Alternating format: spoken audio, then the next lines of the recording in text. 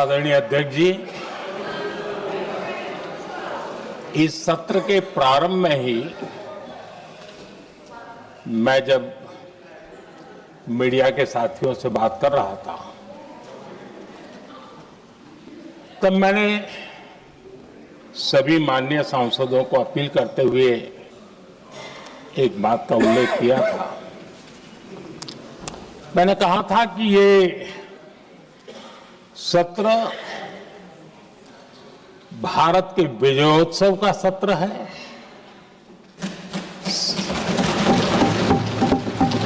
संसद का ये सत्र भारत के गौरवगान का सत्र है।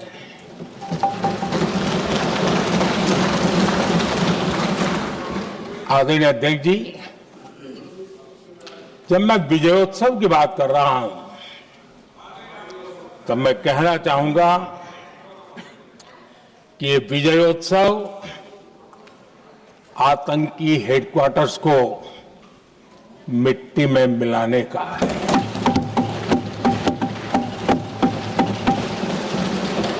जब मैं विजयोत्सव कहता हूं तो ये विजयोत्सव सिंदूर की सौगंध पूरा करने का है।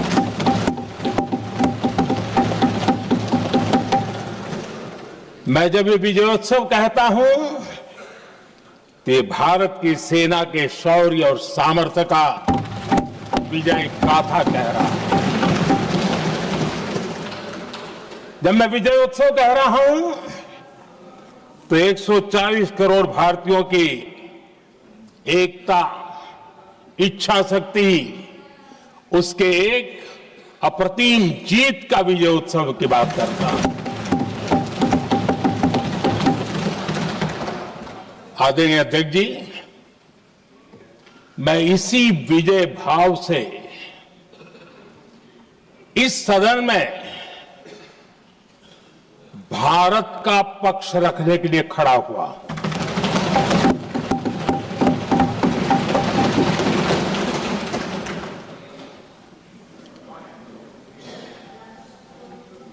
और जिन्हें भारत का पक्ष नहीं दिखता है उन्हें मैं आईना दिखाने के लिए खड़ा हुआ।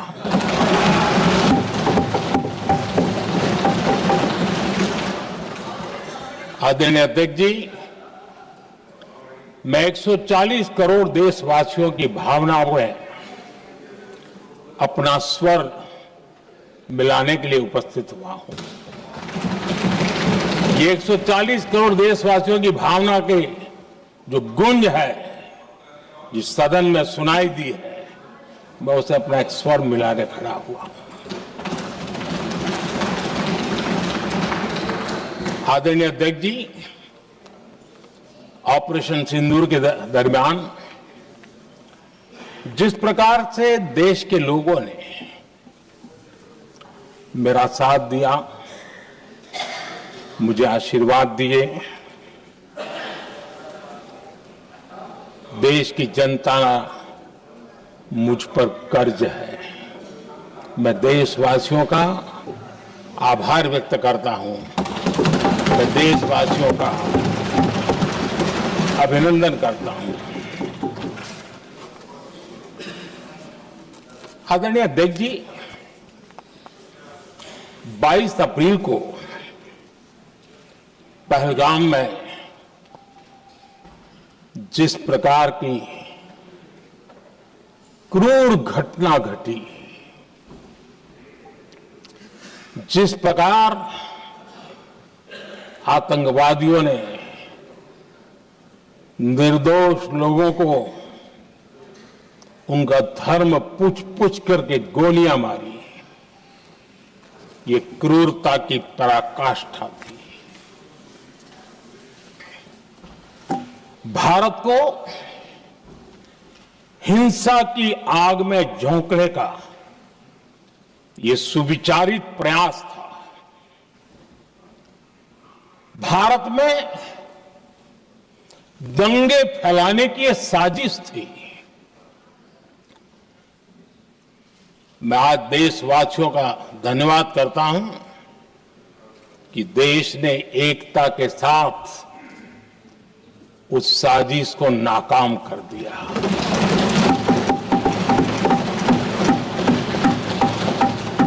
आदरणीय अध्यक्ष जी, 22 अप्रैल के बाद मैंने एक सार्वजनिक रूप से और विश्व को समझ में आए इसलिए कुछ अंग्रेजी में भी वाक्यों का प्रयोग किया था और मैंने कहा था कि हमारा संकल्प है, हम आतंकियों को मिट्टी में मिला देंगे।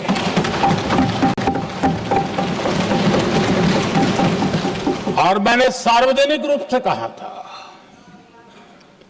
सजा उनके आकाओं को भी होगी और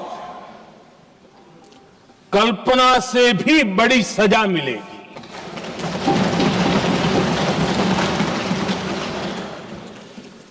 22 अप्रैल को मैं विदेश था, मैं तुरंत लौट के आया और आने के तुरंत बाद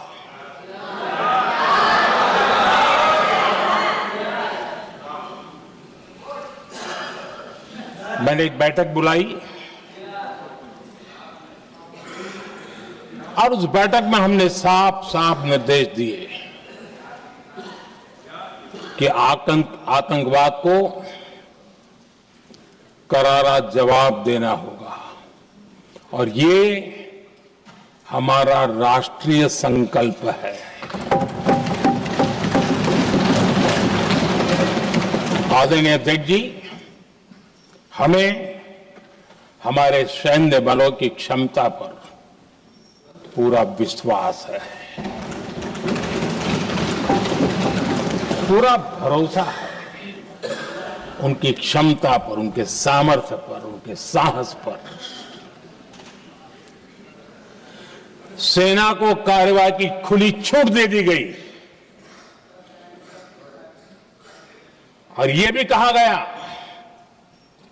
कि सेना तय करें कब, कहां, कैसे, किस प्रकार से।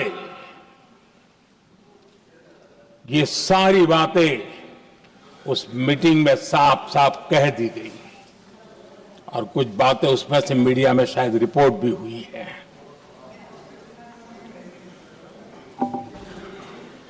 हमें गर्व है आतंकियों को वो सजा दी और सजा ऐसी है कि आज भी आतंक के उन आकाओं की नींद उड़ी हुई है।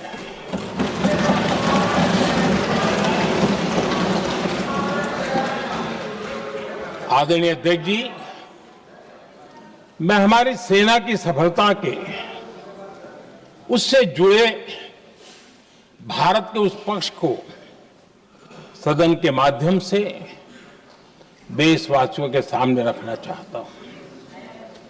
पहला पक्ष, पहलगाम हमले के बाद से ही पाकिस्तानी सेना को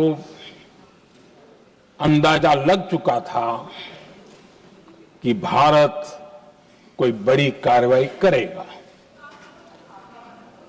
उनके तरफ से न्यूक्लियर की धमकियों के भी बयान आना शुरू हो चुके थे। भारत ने 6 मई रात और 7 मई सुबह जैसा तय किया था वैसी कार्रवाई की और पाकिस्तान कुछ नहीं कर पाया। 22 मिनट में 22 अप्रैल का बदला निर्धारित लक्ष्य के साथ हमारी सेना ने ले लिया। दूसरा पक्ष, आदरणीय अध्यक्ष जी, पाकिस्तान के साथ हमारी लड़ाई तो कई बार हुई है, लेकिन ये पहली ऐसी भारत की रणनीति बनी कि जिसमें पहले जहां कभी नहीं गए थे वहां हम पहुंचे, पाकिस्तान के कोने कोने में आतंकी अड्डों को धुआं धुआं कर दिया गया।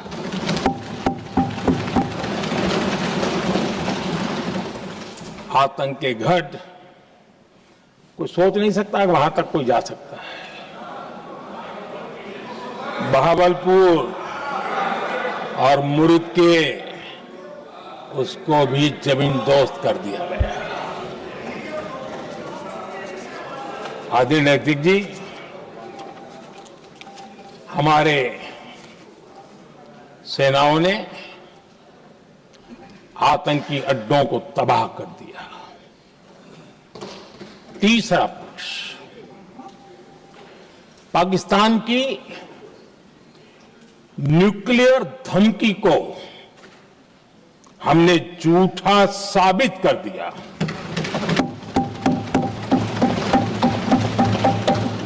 भारत ने सिद्ध कर दिया कि न्यूक्लियर ब्लैकमेलिंग अब नहीं चलेगा और न ही ये न्यूक्लियर ब्लैकमेलिंग के सामने भारत झुकेगा। आदरणीय अध्यक्ष जी, चौथा पक्ष, भारत ने दिखाई अपनी तकनीकी क्षमता। पाकिस्तान के सीने पर सटीक प्रहार किया। पाकिस्तान के एयरबेस एसेट्स को भारी नुकसान हुआ और आज तक उनके कई एयरबेस आईसीयू में पड़े हैं। आज टेक्नोलॉजी आधारित युद्ध का युग है। ऑपरेशन सिंदूर इस महारत में भी सफल सिद्ध हुआ है।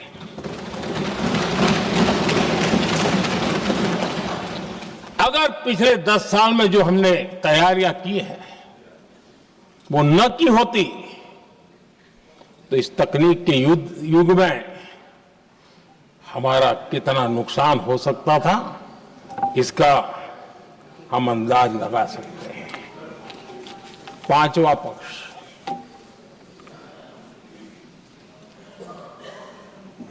ऑपरेशन सिंदूर के दरमियान पहली बार हुआ जब आत्मनिर्भर भारत की ताकत को दुनिया ने पहचाना। Made in India drone, made in India missile ने पाकिस्तान के हथियारों की पोल खोल करके रख दी।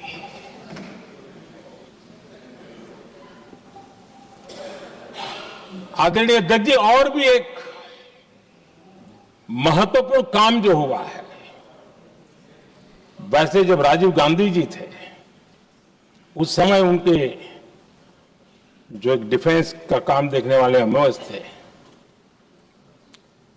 उन्होंने जब मैंने सीडीएस की घोषणा की तो वो बहुत प्रसन्न होकर के मुझे मिलने आए थे और बहुत बहुत प्रसन्न थे वो। इस समय ऑपरेशन में नेवी, आर्मी, एयरफोर्स तीनों सेनाओं का जॉइंट एक्शन, इसके बीच की सिनर्जी, इसने पाकिस्तान के छक्के छुड़ा दिए।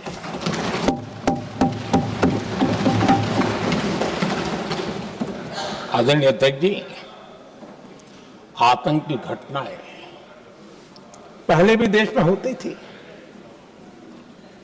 लेकिन पहले आतंकवादियों के मास्टरमाइंड निश्चिंत होते थे और वो आगे की तैयारी में लगे रहते थे। उनको पता था कुछ नहीं होगा। लेकिन अब स्थिति बदल गई है। अब हमले के बाद मास्टरमाइंड को नींद नहीं आती। उनको पता है कि भारत आएगा और मार के जाएगा।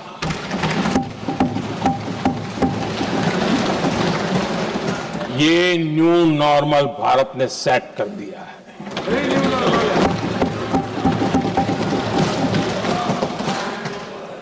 आदरणीय अध्यक्ष जी, दुनिया ने देख लिया कि हमारी कार्यवाही का दायरा कितना बड़ा, स्केल कितना बड़ा। सिंदूर से लेकर के सिंधु तक पाकिस्तान पर कार्रवाई की है। ऑपरेशन सिंदूर ने तय कर दिया कि भारत में आतंकी हमले की, उसके आकाओं को और पाकिस्तान को भारी कीमत चुकानी पड़ेगी। अब ऐसे ही नहीं जा सकते। आदरणीय अध्यक्ष जी, ऑपरेशन सिंदूर से स्पष्ट होता है कि भारत ने 3 सूत्र तय किए हैं।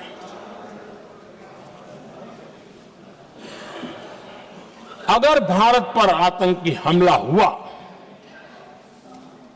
तो हम अपने तरीके से, अपनी शर्तों पर, अपने समय पर जवाब देकर के रहेंगे।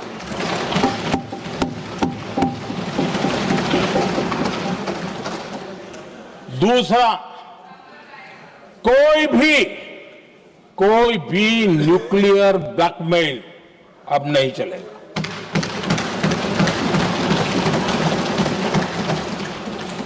और तीसरा, हम आतंक की सरपरस्त सरकार और आतंक के आकाओं, उनको अलग अलग नहीं देखेंगे। आदरणीय अध्यक्ष जी,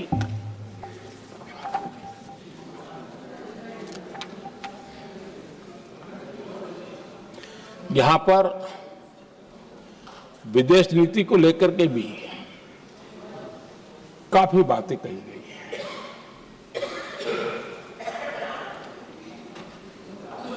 दुनिया के समर्थन को लेकर के भी काफी बातें कही गई हैं। मैं आज सदन में कुछ बातें पूरी स्पष्टता से कह रहा हूं। दुनिया में किसी भी देश ने भारत को अपनी सुरक्षा में कार्रवाई करने से रोका नहीं है।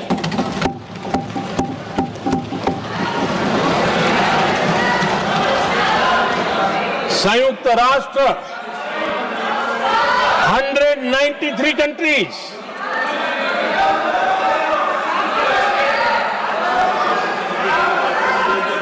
सिर्फ 3 देश 193 कंट्री में सिर्फ 3 देश ऑपरेशन सिंदूर के दौरान पाकिस्तान के समर्थन में बयान दिया था। Only 3 countries. क्वाड हो, ब्रिक्स हो, फ्रांस, रूस, जर्मनी, कोई भी देश का नाम ले लीजिए, तमाम देश दुनिया भर से भारत को समर्थन मिला है।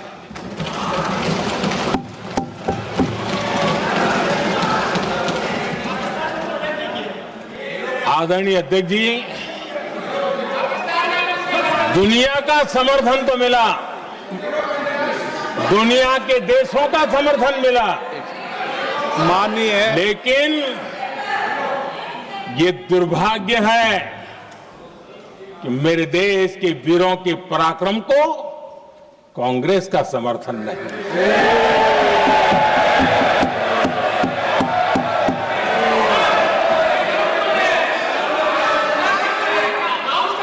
22 अप्रैल के बाद 22 अप्रैल के आतंकी हमले के बाद 3-4 दिन में ही ये उछल रहे थे और कहना शुरू कर दिया, कहां गई 56 इंच की छाती, कहां खो गया मोदी, मोदी तो फेल हो गया। क्या मजा ले रहे थे, उनको लगता है वाह बाजी मार ली। उनको पहलगाम के निर्दोष लोगों की हत्या में भी वो अपनी राजनीति तराशते थे।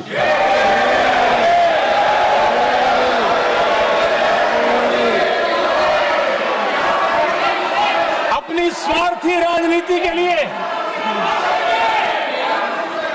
मुझ पर निशाना साध रहे थे, लेकिन उनकी ये बयानबाजी, इनका छिछोरापन देश के सुरक्षा बलों का मनोबल गिरा रहा था। माननीय प्रतिपक्ष के नेता, एक मिनट, प्रतिपक्ष के नेता आपकी बात अपने ध्यान से सुनिए। आप बेटे कांग्रेस के और नेताओं को जैसे ये उचित नहीं है आपके लिए। न भारत के सामर्थ्य पर भरोसा है और न ही भारत की सेनाओं पर, इसलिए वो लगातार ऑपरेशन सिंदूर पर सवाल उठा रहे हैं। ऐसा करके आप लोग मीडिया में हेडलाइंस तो ले सकते हैं, लेकिन देशवासियों के दिलों में जगह नहीं बना सकते।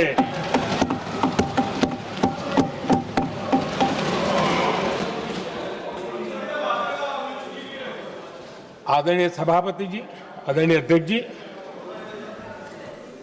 10 मई को भारत ने ऑपरेशन सिंदूर के तहत हो रहे एक्शन को रोकने की घोषणा की। इसको लेकर यहां भांति भांति की बातें कही गई। ये वही प्रोपेगेंडा है जो सीमा पार से फैलाया गया है। कुछ लोग सेना द्वारा दिए गए तथ्यों की जगह पाकिस्तान के झूठ प्रचार को आगे बढ़ाने में जुटे हुए हैं।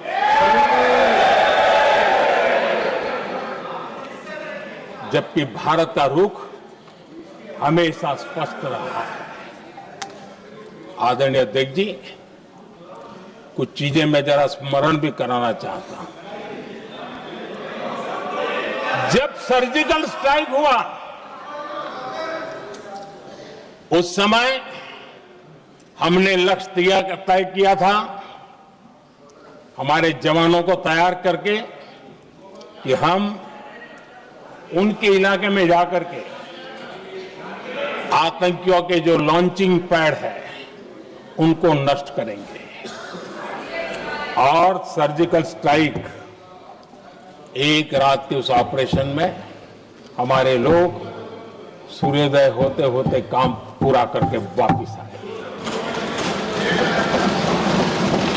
लक्ष्य निर्धारित था कि ये करना है।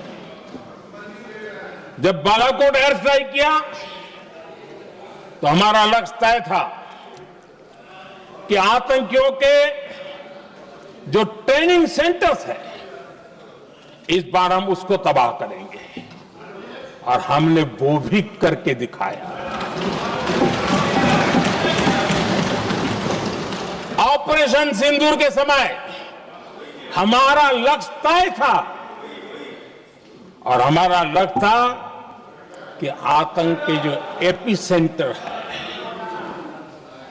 और पहलगाम के आतंकियों को जहां से पुरजोश योजना बनी, ट्रेनिंग मिली, व्यवस्था मिली, उस पर हमला करेंगे। हमने उनके नाभि पर हमला कर दिया।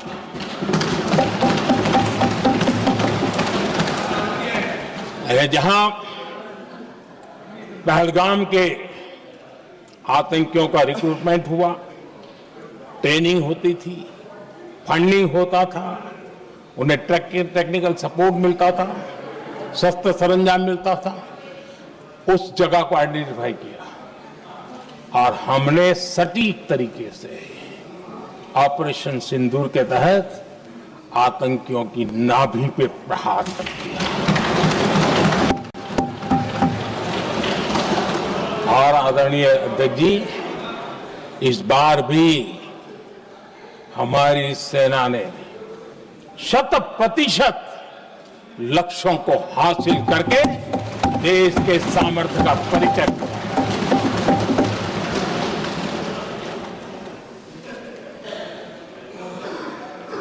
कुछ लोग जानबूझ करके कुछ चीजें भूलने में इंटरेस्टेड होते हैं। देश भूलता नहीं है, देश को याद है। 6 रात और 7 मई सुबह ऑपरेशन हुआ था और 7 मई को सुबह भारत ने प्रेस कॉन्फ्रेंस हमारी सेना ने की और उस प्रेस कॉन्फ्रेंस में भारत ने स्पष्ट कर दिया था और पहले दिन से क्लियर था कि हमारा लक्ष्य है आतंकियों के आका, आतंकियों की जो व्यवस्थाएं जहां से होती है वो और उनके अड्डे, उनको हम ध्वस्त करना चाहते थे और हमने प्रेस कॉन्फ्रेंस में कह दिया था, हमने हमारा काम कर दिया है, हमने जो तय किया था पूरा कर दिया है। और इसलिए 6-7 मई को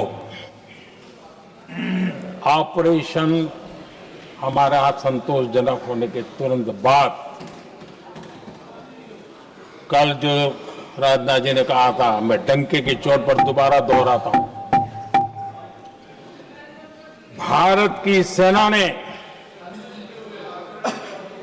पाकिस्तान की सेना को चंद मिनटों में बता दिया कि हमारा ये लक्ष्य था, हमने ये लक्ष्य पूरा कर दिया है, ताकि उनको पता चले और हमें भी पता चले कि उनके दिल दिमाग में क्या चलता है।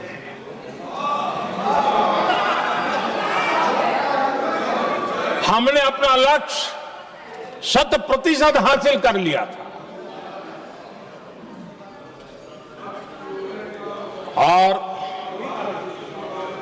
पाकिस्तान में समझदारी होती तो आतंकियों के साथ खुलेआम खड़े रहने की गलती न करता। उसने निर्लज्ज होकर के आतंकवादियों के साथ खड़े रहने का फैसला किया। हम पूरी तरह तैयार थे, हम भी मौके की तलाश में थे,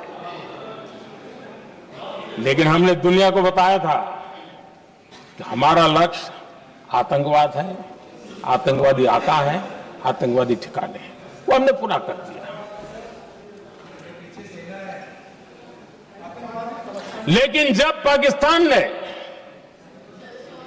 आतंकियों की मदद में आने का फैसला किया और मैदान में उतरने की हरकत की, तो भारत की सेना ने सालों तक याद रह जाए ऐसा करारा जवाब दे करके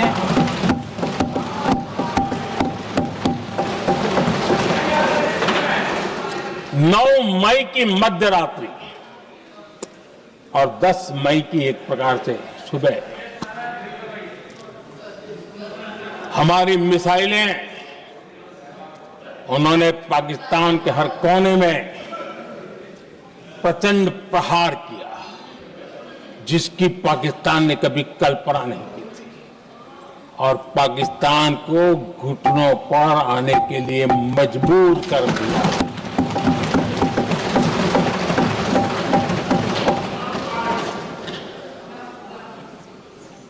और आपने टीवी में भी देखा है, वहां से क्या बयान आते थे।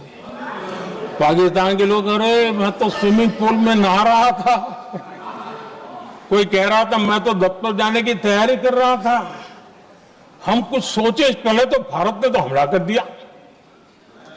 ये पाकिस्तान के लोगों के बयान है और देश ने देखे हैं। स्विमिंग पूल में नहा रहा था।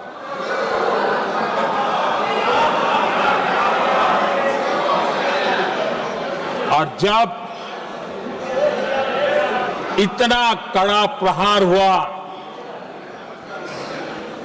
पाकिस्तान ने कभी सोचा तक नहीं था, तब जाकर के पाकिस्तान ने फोन करके डीजीएमओ के सामने फोन करके गुहार लगाई, बस करो, बहुत मारा, अब ज्यादा मार झेलने की ताकत नहीं है, प्लीज हमला रोक दो। ये पाकिस्तान के डीजीएमओ का फोन था। और भारत ने तो पहले दिन ही कह दिया था, 7 तारीख सुबह की प्रेस देख लीजिए, कि हमने हमारा लक्ष्य पूरा कर दिया है, अगर आप कुछ करोगे तो महंगा पड़ेगा। और आप धीरे ऐसे कैसे चलता है? प्लीज,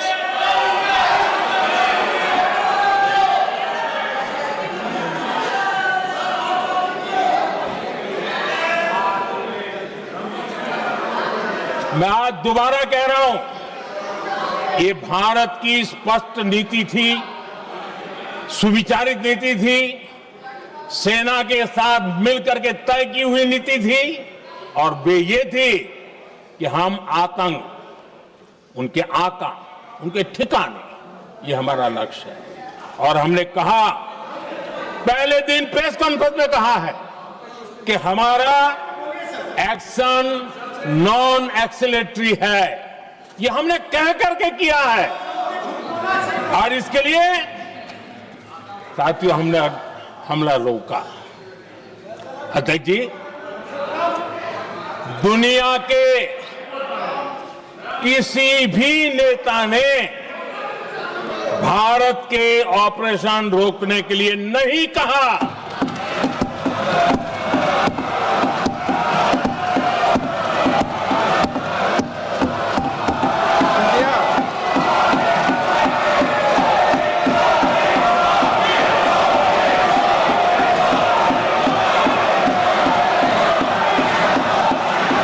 उसी दौरान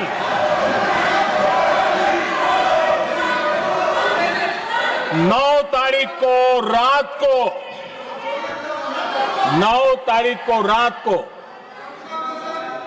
अमेरिका के उपराष्ट्रपति जी ने मुझसे बात करने का प्रयास किया। वो घंटे भर कोशिश कर रहे थे, लेकिन मेरी सेना के साथ मीटिंग चल रही थी, तो मैंने उनका फोन उठा नहीं पाया। बाद में मैंने उनको कॉल बैक किया। मैंने कहा कि आपका फोन था, 3-4 बार आपका फोन आ गया, क्या है? तो अमेरिका के उपराष्ट्रपति जी ने मुझे फोन पे बताया कि पाकिस्तान बहुत बड़ा हमला करने वाला है, ये उन्होंने मुझे बताया। मेरा जो जवाब था, जिनको समझ नहीं आता है उनको तो नहीं आएगा,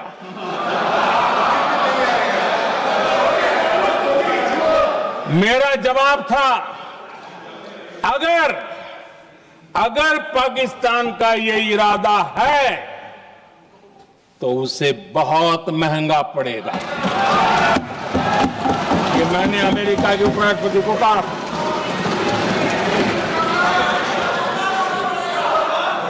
अगर पाकिस्तान हमला करेगा तो हम बड़ा हमला कर करके जवाब देंगे। ये मेरा जवाब था। और आगे मेरा एक वाक्य था, मैंने कहा था हम गोली का जवाब गोले से देंगे। ये 9 तारीख रात की बात है और 9 रात में और 10 सुबह हमने पाकिस्तान को सैन्य शक्ति को तहस नहस कर दिया था। और यही हमारा जवाब था, यही हमारा जज्बा था। और आज पाकिस्तान भी भली भांति जान गया है कि भारत का हर जवाब पहले से ज्यादा तगड़ा होता है।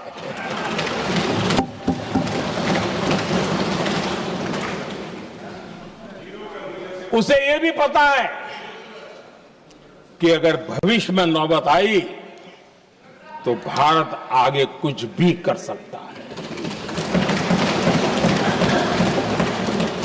और इसलिए मैं फिर से लोकतंत्र के इस मंदिर में दोहराना चाहता हूं, ऑपरेशन सिंदूर जारी है।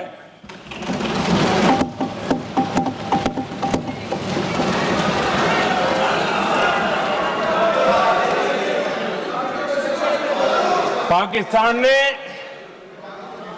दुस्साहस की अगर कल्पना की तो उसे करारा जवाब दिया जाएगा।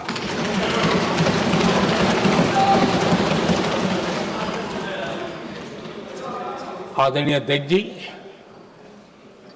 आज का भारत आत्मविश्वास से भरा हुआ है।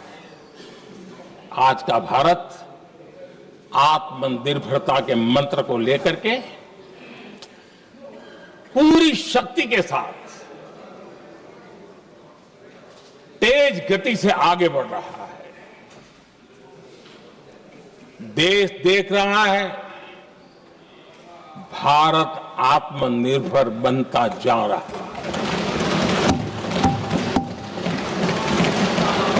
लेकिन देश ये भी देख रहा है कि एक तरफ तो भारत आत्मनिर्भरता की ओर तेज गति से आगे बढ़ रहा है, लेकिन कांग्रेस मुद्दों के लिए पाकिस्तान पर निर्भर होती जा रही है।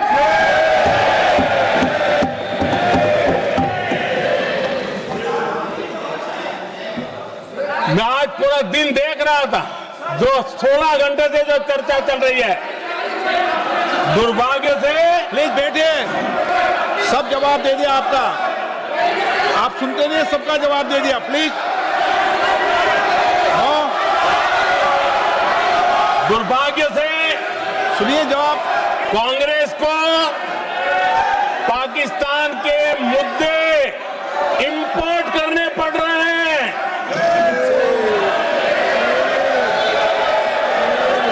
आदरणीय अध्यक्ष जी, आज के वॉरफेयर में इंफॉर्मेशन और नैरेटिव्स की प्लीज बैठिए। बहुत बड़ी भूमिका है।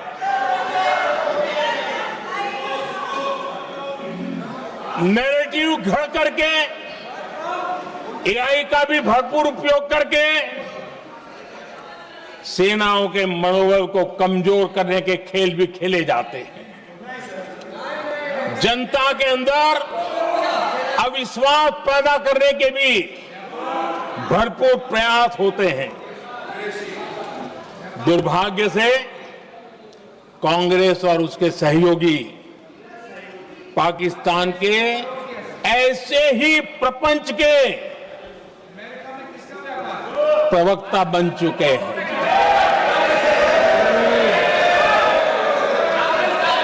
आदरणीय अध्यक्ष जी, देश की सेना ने, आदरणीय अध्यक्ष जी, ये तरीका है देश आपका? की सेना ने बैठिए बैठिए। देश की भाई, सेना ने सुनते रहे। सर्जिकल स्ट्राइक की। बैठिए।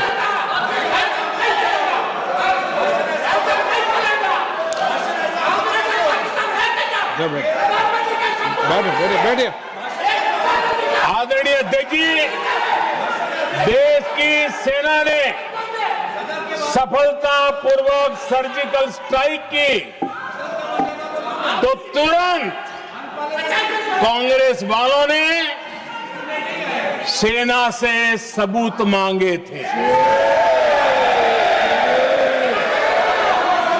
लेकिन जब उन्होंने देश का मूड देखा, देश का मिजाज देखा, तो सुर उनके बदलने लगे और बदल करके क्या कहने लगे? कांग्रेस के लोगों ने कहा ये सर्जिकल स्ट्राइक क्या बड़ी बात है, ये तो हमने भी की थी। एक ने कहा 3 सर्जिकल स्ट्राइक की थी, दूसरे ने कहा 6 सर्जिकल स्ट्राइक की थी, तीसरे ने कहा 15 सर्जिकल स्ट्राइक की थी। जितना बड़ा नेता उतना बड़ा आंकड़ा चल रहा था।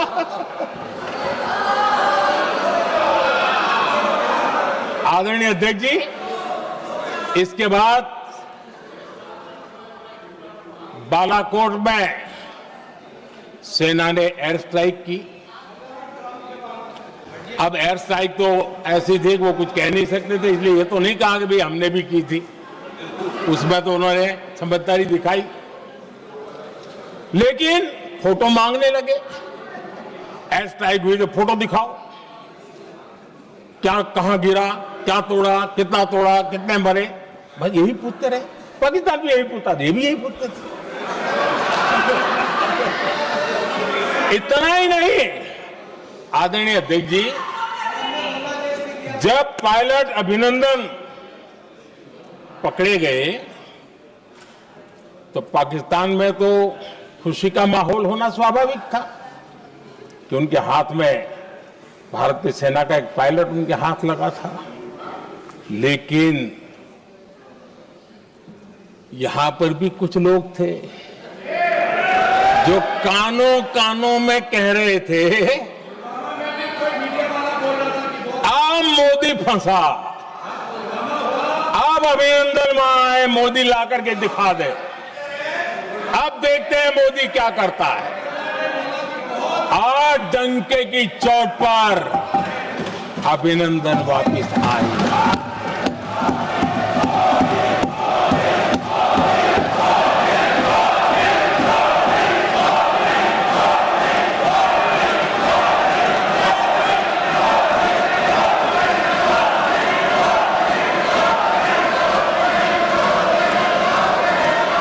अभिनंदन को ले आए तो इनकी बोलती बंद हो गई।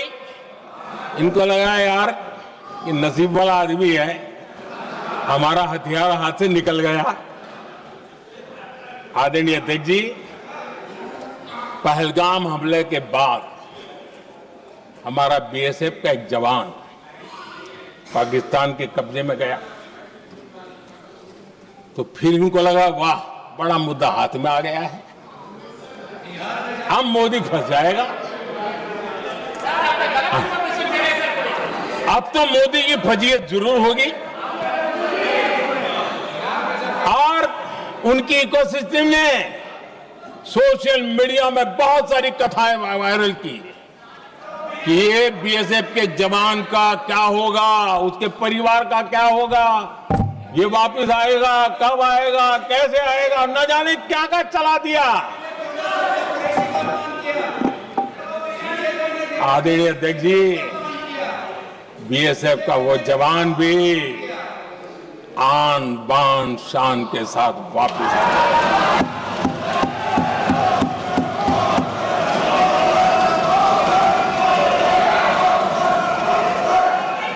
आतंकवादी रो रहे हैं, आतंकवादियों के आका रो रहे हैं और उनको रोते देखकर यहां भी कुछ लोग रो रहे हैं।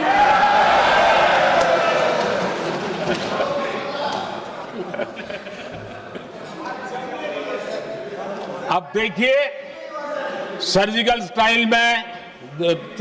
स्ट्राइक चल रही थी, उसके बाद उन्होंने एक खेल खेलने की कोशिश की, बात जमी नहीं। एयर स्ट्राइक हुई तो दूसरा खेल खेलने की कोशिश की, वो भी जमी नहीं। जब ये ऑपरेशन सिंदूर हुआ तो उन्होंने नया पैंतरा शुरू किया। और क्या शुरू किया? रोक क्यों दिया? पहले तो मानने को तैयार नहीं थे कि मुक्त करते, अब कहते रोक क्यों दिया? वाह रे बयान बहादुरों,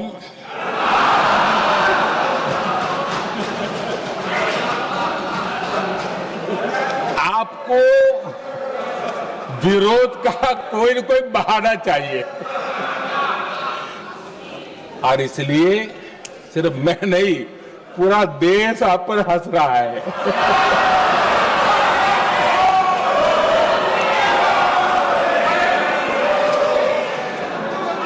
आदरणीय अध्यक्ष जी, सेना का विरोध, सेना के प्रति एक पता नहीं नेगेटिविटी, ये कांग्रेस का पुराना रवैया रहा। देश ने अभी अभी करगिल विजय दिवस मनाया, लेकिन देश पूरी तरह जानता है कि उनके कार्यकाल में और आज तक करगिल के विजय को कांग्रेस ने अपनाया नहीं है। न करगिल विजय दिवस मनाया है, न करगिल विजय का गौरव किया। इतिहास साक्षी है अध्यक्ष जी। जब डोकलाम में सैन्य हमारा शौर्य दिखा रहा था, तब कांग्रेस के नेता चुपके चुपके किससे ब्रीफिंग लेते थे वो सारी दुनिया अब जान गई।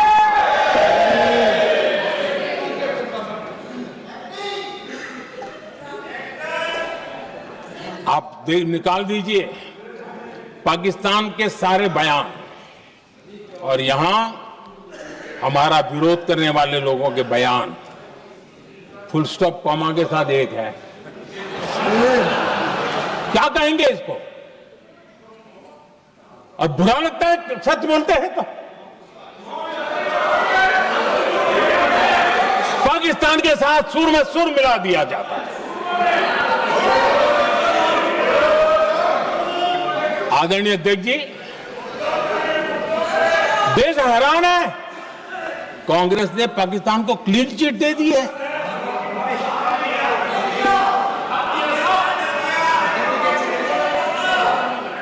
उनकी ये हिम्मत, और इनकी आदत जाती नहीं है, ये हिम्मत कि पहलगाम के आतंकी पाकिस्तानी थे, इसका सबूत दो।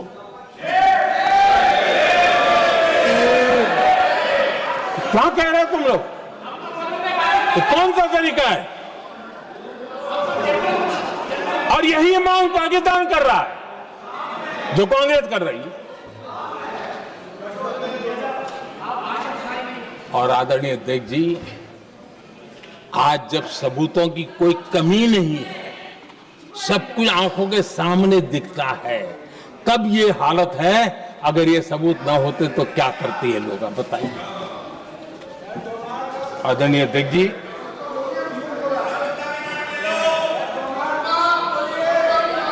अध्यक्ष जी, ऑपरेशन सिंदूर के एक पार्ट की तरफ तो चर्चा भी बहुत होती है, ध्यान भी जाता है, लेकिन देश के लिए कुछ गौरव की क्षणें होती हैं, ताकत की परिचय होता है, उसकी तरफ भी ध्यान जाना बहुत आकर्षित है। हमारे एयर डिफेंस सिस्टम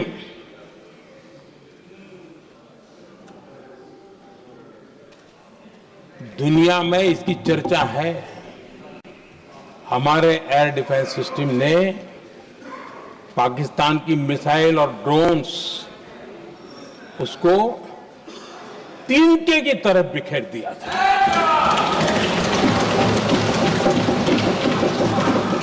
आदरणीय अध्यक्ष जी, मैं एक आंकड़ा आज बताना चाहता हूं,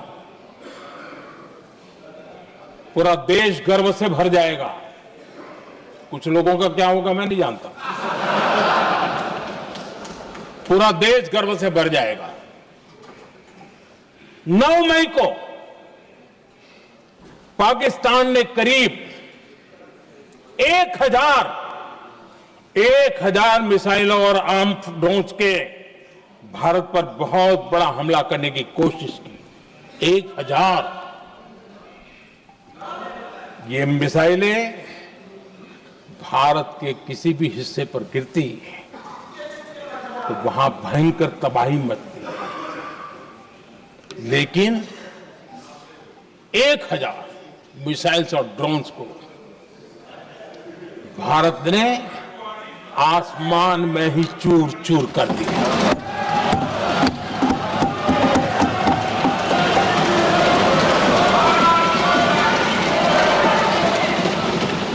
हर देशवासी को इससे गर्व हो रहा।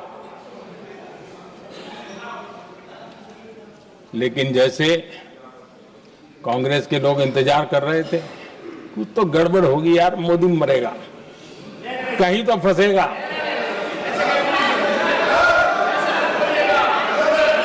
पाकिस्तान ने आदमपुर एयरबेस पर हमले का झूठ फैलाया, उस झूठ को बेचने की भरपूर कोशिश की, पूरी ताकत लगा दी। मैं अगले ही दिन आदमपुर पहुंचा और खुद जाकर के उनके झूठ को मैंने बेनकाब कर दिया। तब जाकर के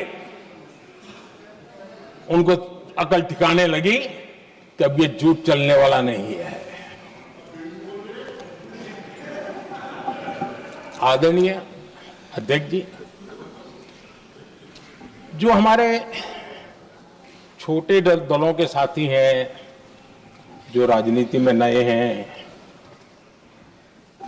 उनको कभी शासन में रहने का अवसर नहीं मिला, उनसे कुछ बातें निकलती मैं समझ सकता हूं। लेकिन कांग्रेस पार्टी ने इस देश में लंबे समय तक राज किया है, उसको शासन की व्यवस्थाओं का पूरा पता है, उन चीजों से वो निकले हुए लोग हैं, उनके लिए शासन व्यवस्था क्या होती इसकी समझ पूरी है, अनुभव है उनके पास। उसके बाद भी विदेश मंत्रालय तुरंत जवाब दे, उसको स्वीकारना नहीं। विदेश मंत्री जवाब दे, इंटरव्यू दे, बार बार बोले, उसको स्वीकारना नहीं। गृह मंत्री बोले, रक्षा मंत्री बोले, किसी पर भरोसा नहीं। जिसने इतने सालों तक राज किया, उनको देश की व्यवस्थाओं पर अगर भरोसा नहीं है, तब शक उठता है कि क्या हालत हो गई है इनकी। आदरणीय अध्यक्ष जी, अब कांग्रेस का भरोसा पाकिस्तान के रिमोट कंट्रोल से बनता है और बदलता है।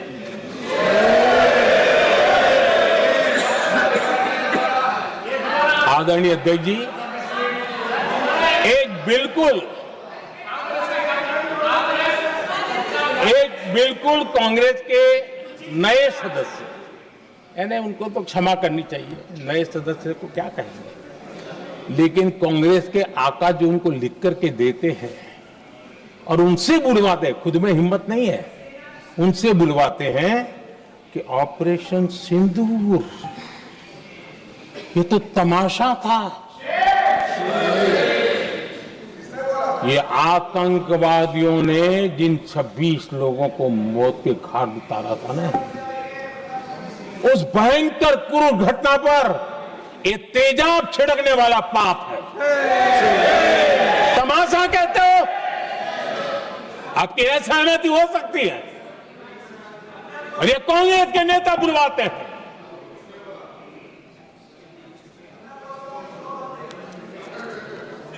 आदरणीय अध्यक्ष जी, पहलगाम के हमलावरों को कल हमारे सुरक्षा बलों ने ऑपरेशन महादेव करके अपने अंजाम तक पहुंचाया।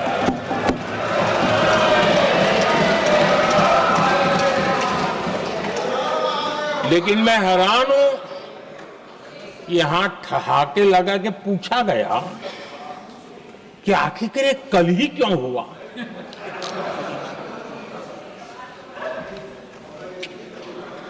अब ये क्या हो गया है मुझे समझ नहीं आ रहा है। क्या ये ऑपरेशन के लिए कोई सावन महीने का सोमवार ढूंढा गया था क्या? क्या हो गया है इन लोगों को? हताशा, निराशा इस हद तक।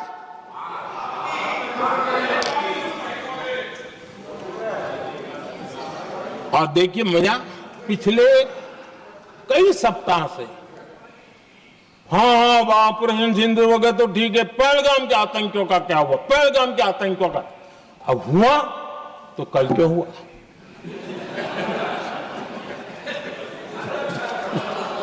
और कल ही क्यों हुआ? क्या हाल है अध्यक्ष जी का। आदरणीय अध्यक्ष जी,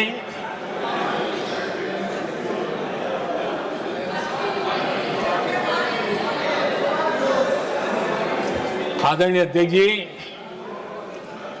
शास्त्रों में कहा गया है, हमारे शास्त्रों में कहा गया है, शस्त्रेण रक्षिते राष्ट्रे, शस्त्रेण रक्षिते राष्ट्रे शास्त्र चर्चा प्रवर्तते। अर्थात जब राष्ट्र शस्त्र से सुरक्षित होते हैं तभी वहां शास्त्र की, ज्ञान की चर्चाएं जन्म ले पाती है। जब सीमा पर सेनाएं मजबूत होती है तभी लोकतंत्र प्रखर होता है। आदरणीय अध्यक्ष जी, ऑपरेशन सिंदूर बीते दशक में भारत की सेना के सशक्तिकरण का एक साक्षात प्रमाण है। ऐसे ही नहीं हुआ है। कांग्रेस के शासन के दौरान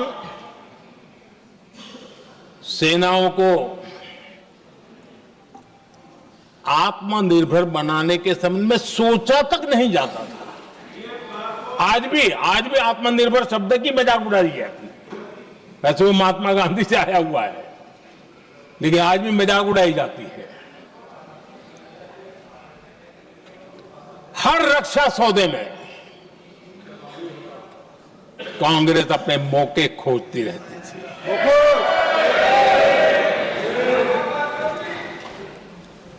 छोटे छोटे हथियारों को लिए विदेशों पर निर्भरता, ये इनका कार्यकाल रहा है। Bullet proof jacket, night vision camera तक नहीं होते थे। और लंबा लिस्ट है, जीप से शुरू होता है, बफो, हेलीकॉप्टर, हर चीज के साथ घोटाला जुड़ा हुआ है। आदरणीय अध्यक्ष जी, हमारी सेनाओं को आधुनिक हथियारों के लिए दशकों तक इंतजार करना पड़ा।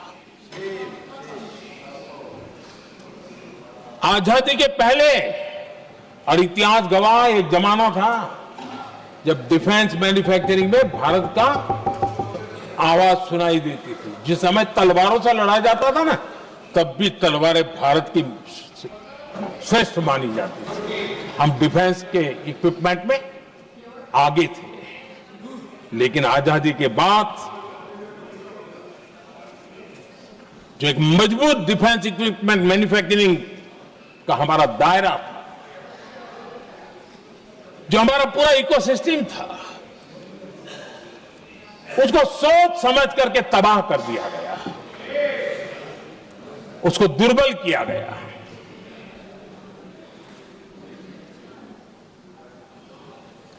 रिसर्च और मैन्युफैक्चरिंग के लिए रास्ते बंद कर दिए गए। अगर इसी नीति पर हम चलते तो भारत इस 21वीं सदी में ऑपरेशन सिंदूर के संबंध में सोच भी नहीं सकता। यह हालत करके रखा हुआ था उन्होंने।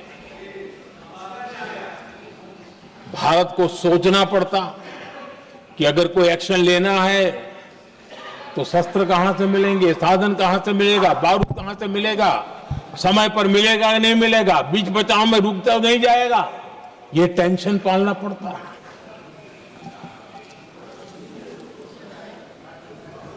आदरणीय अध्यक्ष जी, बीते एक दशक में मेक इन इंडिया हथियार सेना को मिले, उन्होंने इस ऑपरेशन में बहुत निर्णायक भूमिका निभाई।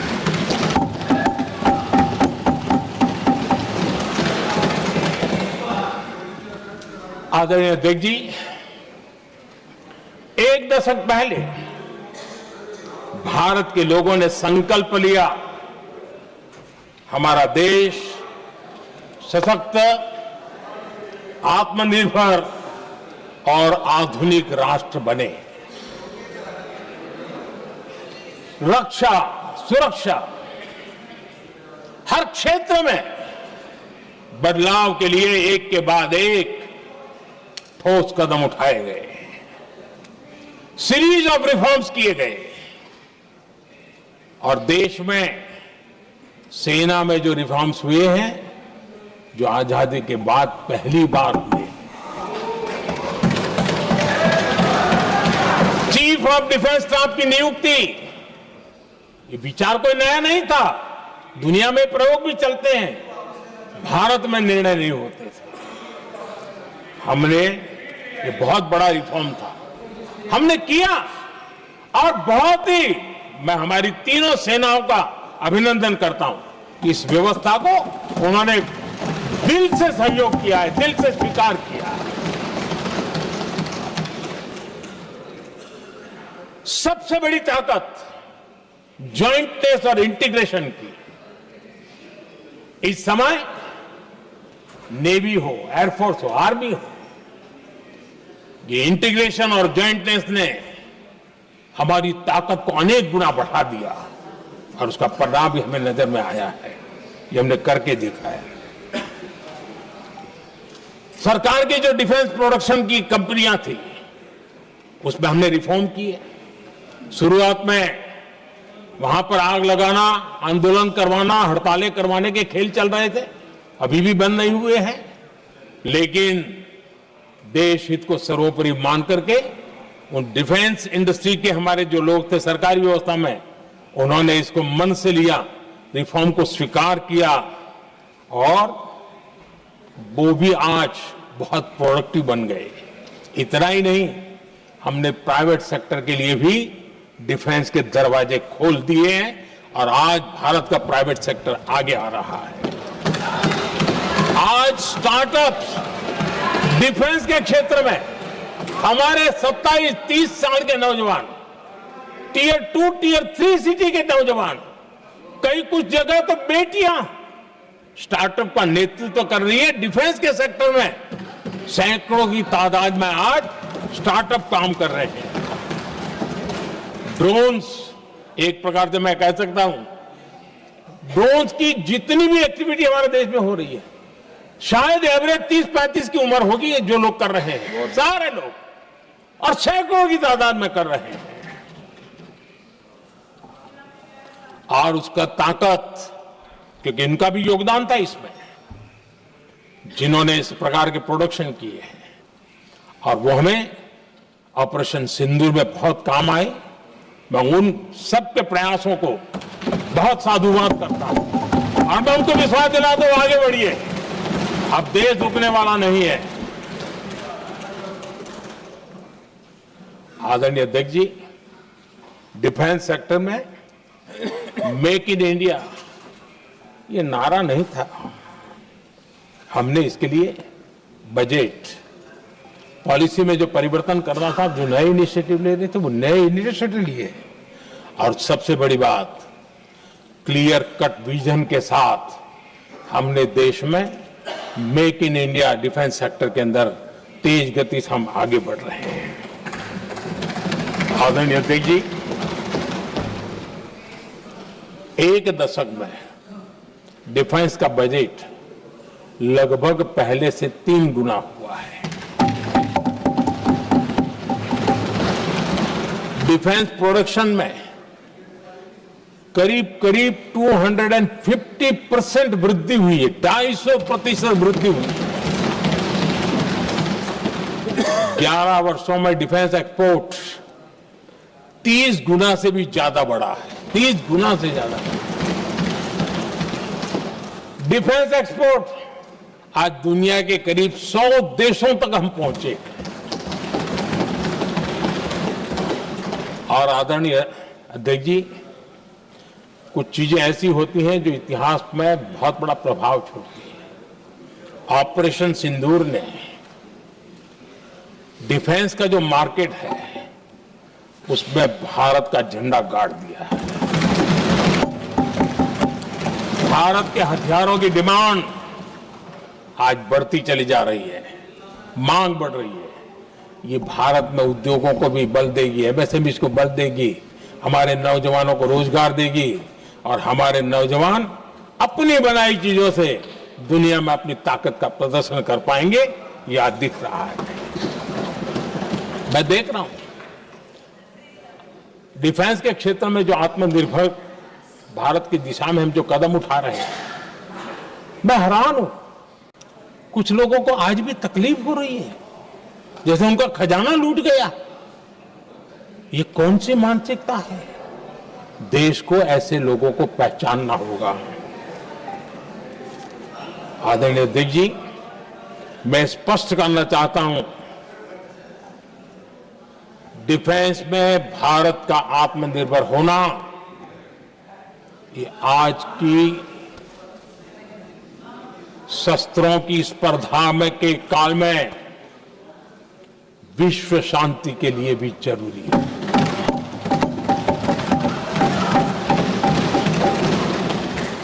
मैं पहले भी कह चुका हूं, भारत युद्ध का नहीं, बुद्ध का देश है। हम समृद्धि, शांति चाहते हैं, लेकिन हम ये कभी न भूले कि समृद्धि का और शांति का रास्ता शक्ति से ही गुजरता है।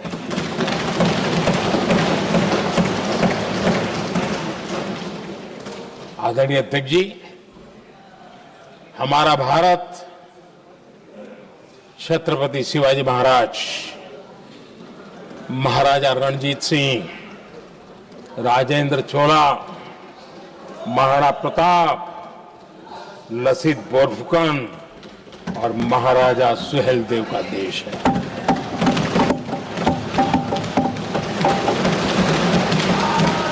आदरणीय अध्यक्ष जी, हम विकास और शांति के लिए सामरिक सामर्थ्य पर भी फोकस करते हैं। आदरणीय अध्यक्ष जी, कांग्रेस के पास नेशनल सिक्योरिटी का विजन पहले था और आज तो सवाल ही नहीं उठता है।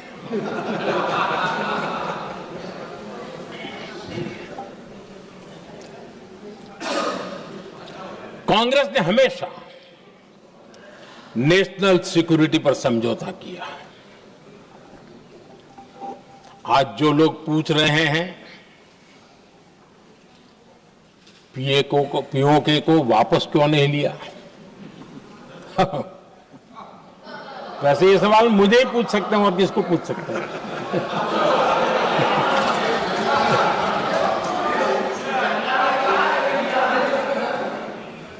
लेकिन इसके पहले जवाब देना होगा पूछने वालों को।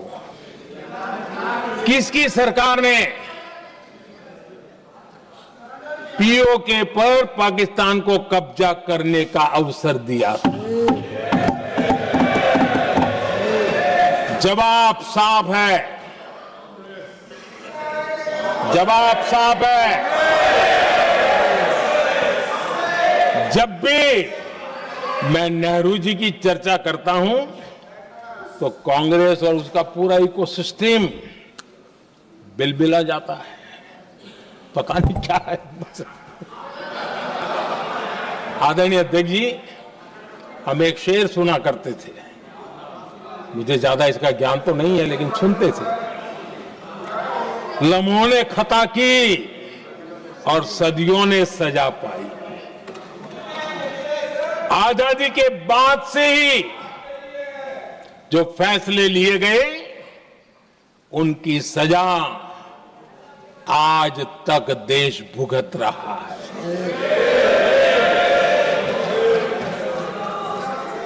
यहां बार बार एक बात का जिक्र हुआ और मैं फिर से करना चाहूंगा। अक्साई चीन की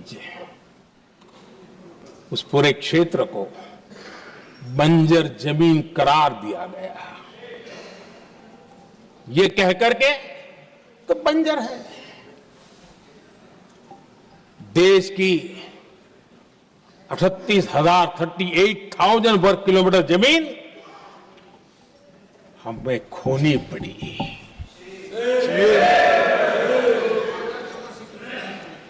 आदरणीय अध्यक्ष जी,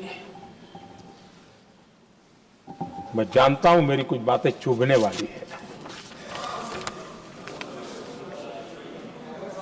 1962 और 1963 के बीच कांग्रेस के नेता जम्मू कश्मीर के पूंछ, उरी, नीलम वैली और किशनगंगा को छोड़ देने का प्रस्ताव रख रहे थे। भारत की भूमि, आदरणीय अध्यक्ष जी, और वो भी लाइन ऑफ पीस के नाम पर किया जा रहा था। 1966 रण ऑफ कच्छ पर इन्हीं लोगों ने मध्यस्थता स्वीकार की। ये था उनका राष्ट्रीय सुरक्षा का विजन। एक बार फिर उन्होंने भारत का करीब 800 वर्ग किलोमीटर क्षेत्र पाकिस्तान को सौंप दिया, जिसमें छड़बेट भी शामिल है, कि कहीं उसको छड़ा बेट भी कहते हैं। 1965 की जंग में हाजीपीर पास को हमारी सेना ने वापस जीत लिया था, लेकिन कांग्रेस ने उसे फिर लौटा दिया। 1971 पाकिस्तान के 93,000 फौजी हमारे पास बंदी थे। पाकिस्तान का हजारों वर्ग किलोमीटर एरिया हमारी सेना ने कब्जा किया था। हम बहुत कुछ कर सकते थे, विजय की स्थिति में थे। उस दौरान अगर थोड़ी सा विजन होता, थोड़ी सी समझ होती, तो पीओके वापस लेने का निर्णय हो सकता। वो मौका था, वो मौका भी छोड़ दिया गया। अरे इतना ही नहीं, इतना सारा जब सामने टेबल पर था, अरे कम से कम करतारपुर साहब को तो ले सकते थे, वो ही नहीं कर पाया। 1974 श्रीलंका को कच्चथीवू द्वीप को गिफ्ट कर दिया गया।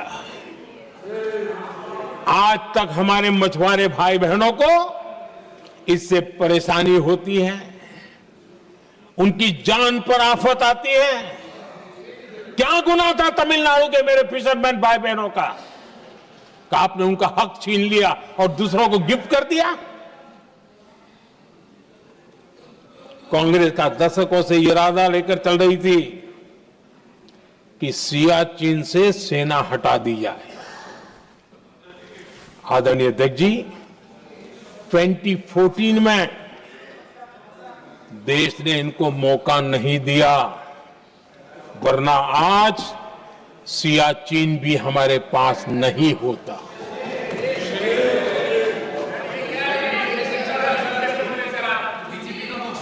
आदरणीय अध्यक्ष जी, आजकल कांग्रेस के जो लोग हमें डिप्लोमेसी का पाठ पढ़ा रहे हैं, मैं उन्हें उनकी डिप्लोमेसी याद दिलाना चाहता हूं ताकि उनको भी कुछ याद रहे, पता चले।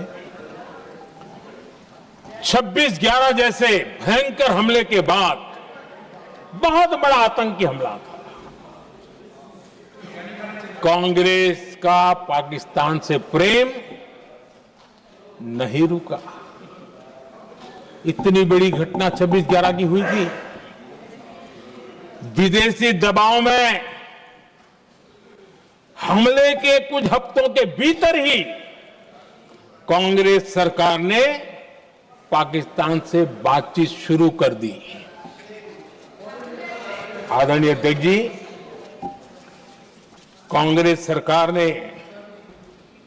26/11 की इतनी बड़ी घटना के बाद भी एक भी डिप्लोमेट को भारत से बाहर निकालने की हिम्मत नहीं की।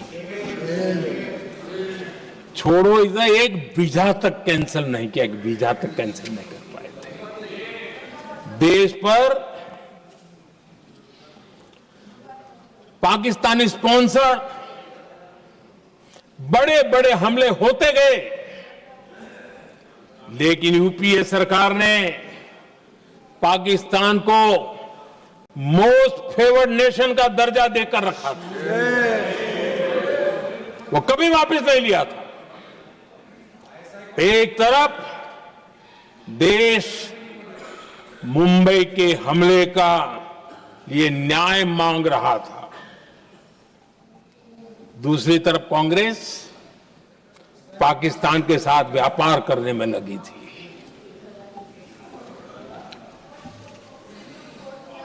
पाकिस्तान वहां से खून की होली खेलने वाले आतंकियों को भेजते रहे और कांग्रेस यहां अमन की आश के मुशायरे किया करती थी। मुशायरे होते थे। हमने आतंकवाद और अमन की आस का ये वन वे ट्रैफिक बंद कर दिया।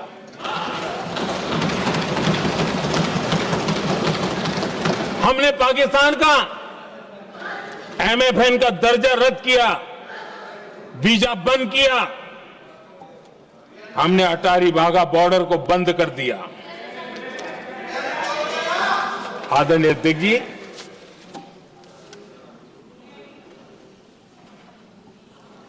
भारत के हितों को गिरवी रख देना ये कांग्रेस की पार्टी की पुरानी आदत है। इसका सबसे बड़ा उदाहरण सिंधु जल समझौता है। सिंधु जल समझौता किसने किया? नेहरू जी ने किया। और मामला किससे जुड़ा था? भारत से निकलने वाली नदियां, हमारे यहां से निकली हुई नदियां, उसका वो पानी था।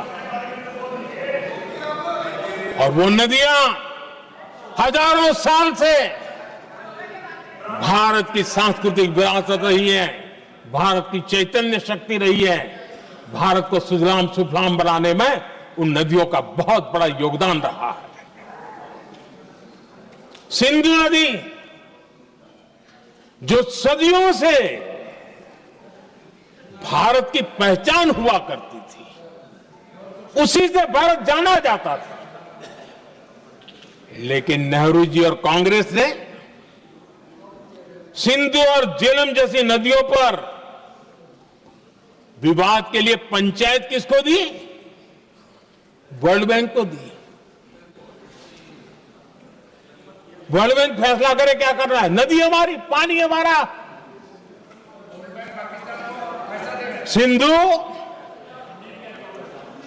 सिंधु जल समझौता सीधा सीधा भारत की अस्मिता और भारत के स्वाभिमान के साथ किया गया बहुत बड़ा धोखा था।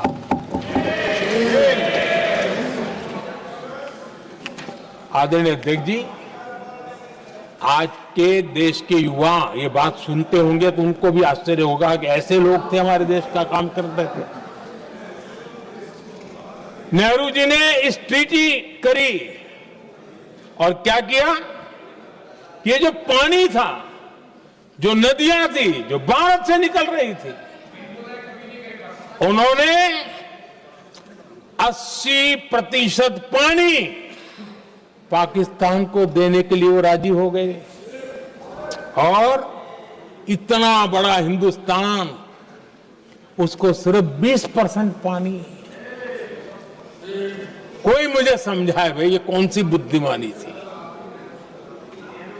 कौन सा देश हित था, कौन सी डिप्लोमेसी थी, क्या हालत करके बना के रखा था आप लोगों ने। इतनी बड़ी आबादी वाला हमारा देश, हमारे यहां से निकलती हुई ये नदियां, और सिर्फ 20% पानी, और 80% पानी उन्होंने उसको दिया जो देश खुलेआम भारत को अपना दुश्मन करार कर देता रहा है, दुश्मन कहता रहा। और ये पानी पर किसका हक था? हमारे देश के किसानों का, हमारे देश के नागरिकों का। हमारा पंजाब, हमारा जम्मू कश्मीर देश के एक बहुत बड़े हिस्से को इन्होंने पानी के संकट में धकेल दिया, इस एक कारण से। और राज्यों के भीतर भी पानी को लेकर के आपस में संघर्ष पैदा हुई, प्रतिस्पर्धा पैदा हुई, और उनका जिस पर हक था उस पर पाकिस्तान मौज करता रहा। और ये दुनिया में अपनी डिप्लोमेसी के पाठ पढ़ाते रहते हैं। आदरणीय अध्यक्ष जी, अगर ये ट्रीटी न होती तो पश्चिमी नदियों पर कई बड़ी परियोजनाएं बनती। पंजाब, हरियाणा, राजस्थान और दिल्ली, वहां के किसानों को भरपूर पानी मिलता, पीने के पानी की कोई समस्या नहीं रहती। औद्योगिक प्रगति के लिए भारत बिजली बना पाता। इतना ही नहीं, नेहरू जी ने इसके उपरांत करोड़ों रुपए भी दिए ताकि पाकिस्तान नहर बना सके।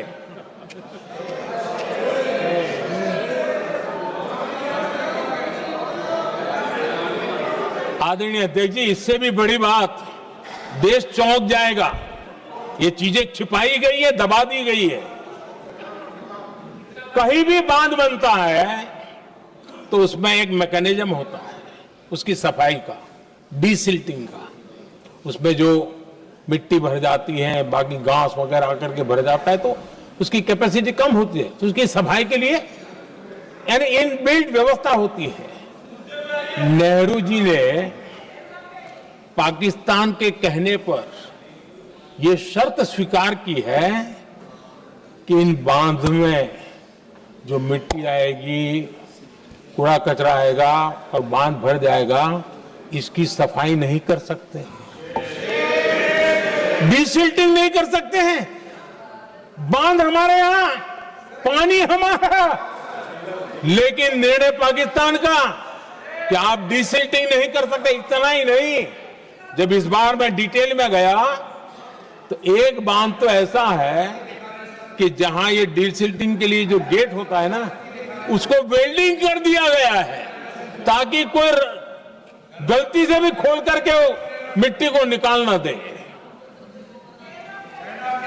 पाकिस्तान ने नेहरू जी से लिखवा लिया था कि भारत बिना पाकिस्तान की मर्जी अपने बांधों में जमा होने वाली मिट्टी साफ नहीं करेगा, डिसिल्टिंग नहीं करेगा।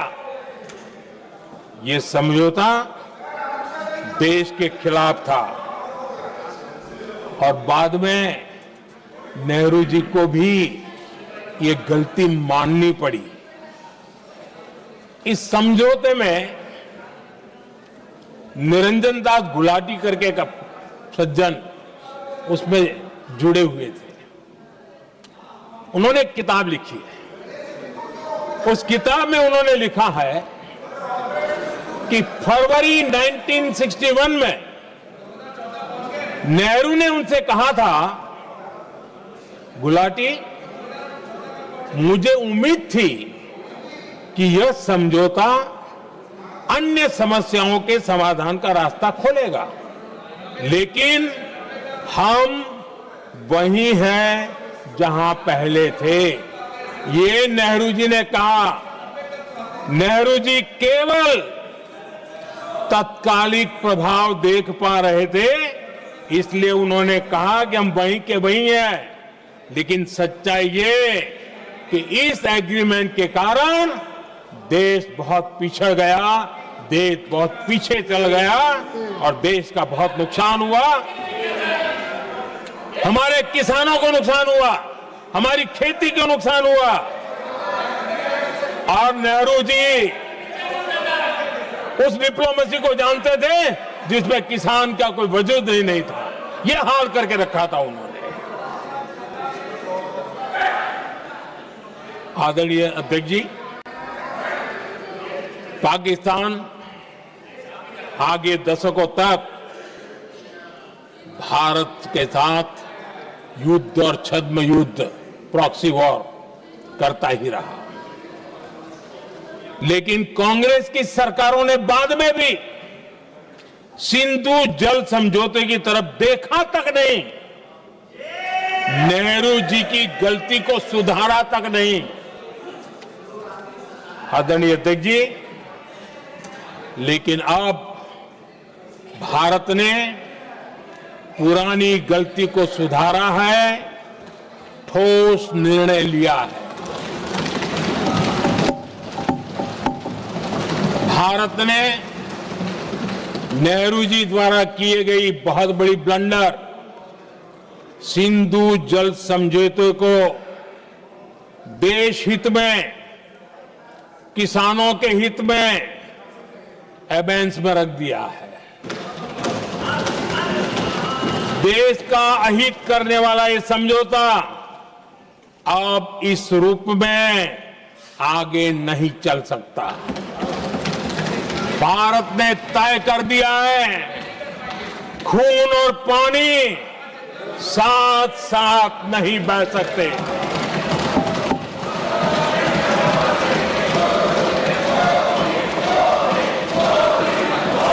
माननीय सदस्य, आप बहुत देर हो गई, आप उपनेता हैं, ये तरीका आप बैठे बैठे टोकते हैं, प्लीज, ये शोभा नहीं देता आपके लिए।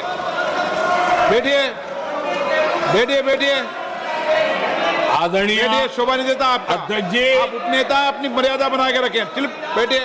वहां बैठे साथी आतंकवाद पर लंबी लंबी बातें करते हैं। जब ये सत्ता में था, जुड़े हुए हैं, जब इनको राज करने का अवसर मिला था, तब देश का हाल क्या है, क्या रहा था, वो आज भी देश भूला नहीं है। 2014 से पहले देश में असुरक्षा का जो माहौल था, अगर वो आज याद भी करे ना तो लोग सिहर जाते हैं। आदरणीय अध्यक्ष जी, हम सबको याद है, जो नई पीढ़ी के बच्चे हैं उनको पता नहीं है, हम सबको पता है। हर जगह पर अनाउंसमेंट होता था, रेलवे स्टेशन पर जाओ, बस स्टैंड पर जाओ, एयरपोर्ट पर जाओ, बाजार में जाओ, मंदिर में जाओ, कहीं पर भी जाओ जहां भी भीड़ होती है, कोई भी लावारिस चीज दिखे छूना मत, पुलिस को तुरंत जानकारी देना, वो बम हो सकता है। हम 2014 तक यही सुनते आए थे, ये हालात करके रखा था। देश के कोने कोने में यही हाल था। माहौल ये था कि जैसे कदम कदम पर बम बिछे हैं और खुद को ही नागरिकों ने बचाना है, उन्होंने हाथ ऊपर कर दिए थे, अनाउंस कर दिया। आदरणीय अध्यक्ष जी, कांग्रेस की कमजोर सरकारों के कारण देश को कितनी जानें गंवानी पड़ी, हमें अपनों को खोना पड़ा। आदरणीय अध्यक्ष जी, आतंकवाद पर लगाम लगाई जा सकती थी। हमारी सरकार ने 11 साल में ये करके दिखाया, एक बहुत बड़ा सबूत है। 2004 से 14 के बीच जो आतंक की घटनाएं होती थी, उन घटनाओं में बहुत बड़ी कमी आई है। इसलिए देश भी जानना चाहता है, अगर हमारी सरकार आतंकवाद पर नकेल कस सकती है तो कांग्रेस सरकारों की ऐसी कौन सी मजबूरी थी कि आतंकवाद को फलने फूलने दिया। आदरणीय अध्यक्ष जी, कांग्रेस के राज में आतंकवाद अगर फला फूला है तो उसका एक बड़ा कारण इनकी तुष्टीकरण की राजनीति है, वोट बैंक की राजनीति है।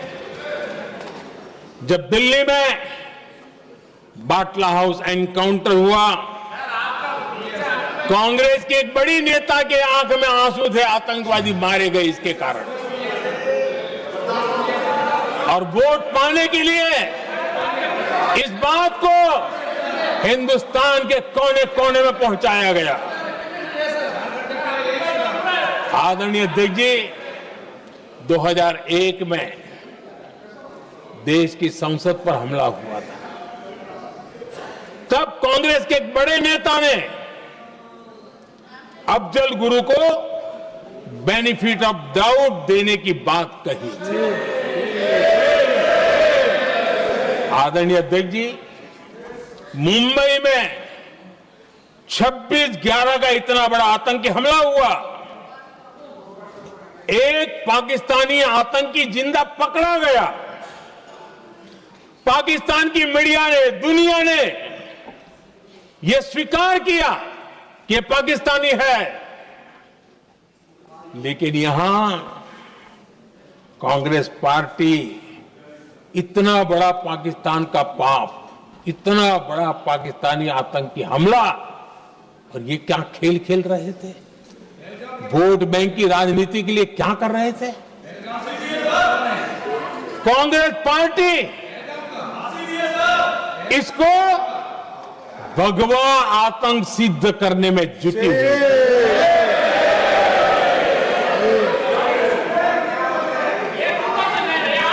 कांग्रेस दुनिया को हिंदू आतंकवाद की छड़ी बेचने में लगी हुई थी।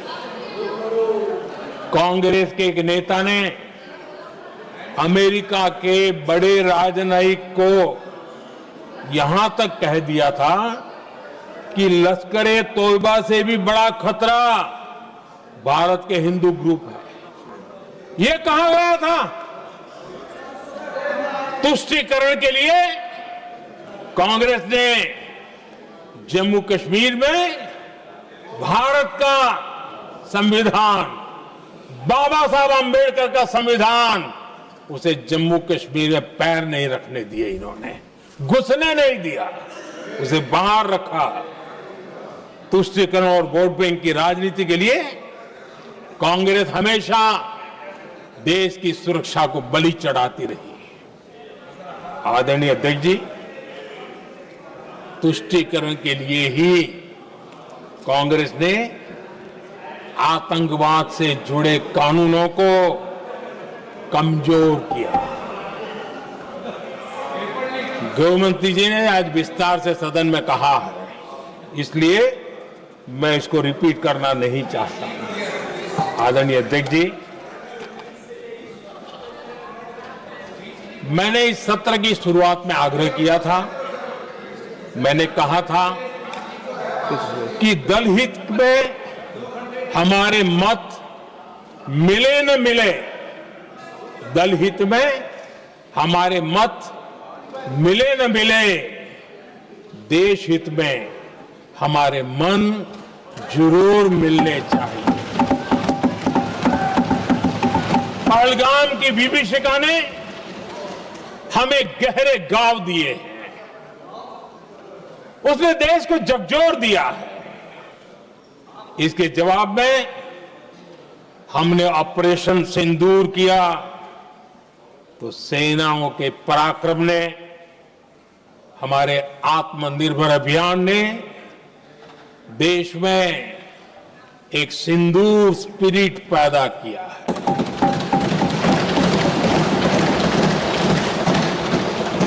ये सिंदूर स्पिरिट हमने तब भी देखी जब दुनिया भर में हमारे प्रतिनिधि मंडल भारत की बात बताने गए।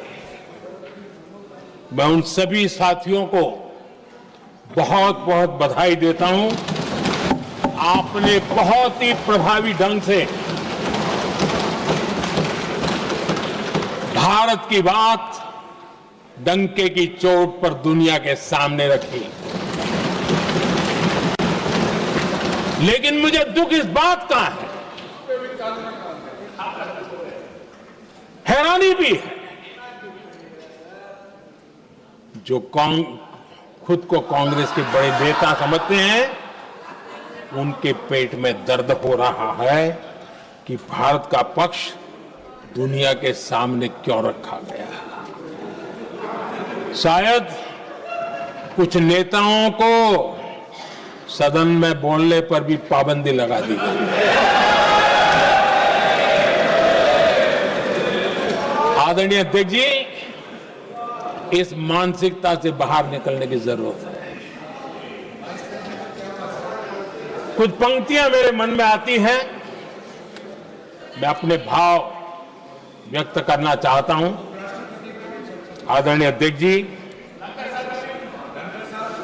करो चर्चा और इतनी करो, करो चर्चा और इतनी करो कि दुश्मन दहशत से दहल उठे, दुश्मन दहशत से दहल उठे। रहे ध्यान बस इतना ही, रहे ध्यान बस इतना ही, मान सिंदूर और सेना का प्रश्नों में भी अटल रहे। हमला मां भारती पर हुआ अगर, तो प्रचंड प्रहार करना होगा। दुश्मन जहां भी बैठा हो, हमें भारत के लिए ही जीना होगा। मेरा कांग्रेस के साथियों से आग्रह है कि एक परिवार के दबाव में पाकिस्तान को क्लीन चिट देना बंद कर दें। जो देश की विजय की क्षण है, कांग्रेस उसे देश के उपहास का क्षण न बनाएं। कांग्रेस अपनी गलती सुधारें। मैं आज सदन में फिर स्पष्ट करना चाहता हूं, अब भारत आतंकी नर्सरी में ही आतंकियों को मिट्टी में मिलाएगा।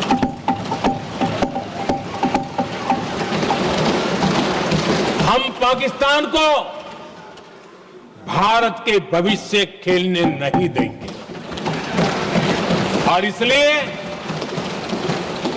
ऑपरेशन सिंदूर खत्म नहीं हुआ है, ऑपरेशन सिंदूर जारी है। और ये पाकिस्तान के लिए भी नोटिस है, वो जब तक भारत के खिलाफ आतंक का रास्ता रोकेगा नहीं, तब तक भारत एक्शन लेता रहेगा। भारत का भविष्य सुरक्षित और समृद्ध होगा, यही हमारा संकल्प है। इसी भाव के साथ मैं फिर से सभी सदस्यों को सार्थक चर्चा के लिए धन्यवाद देता हूं। और आदरणीय अध्यक्ष जी, मैंने भारत का पक्ष रखा है, भारत के लोगों की भावनाओं को व्यक्त किया है। मैं सदन का फिर से आभार व्यक्त करता हूं। बहुत बहुत धन्यवाद।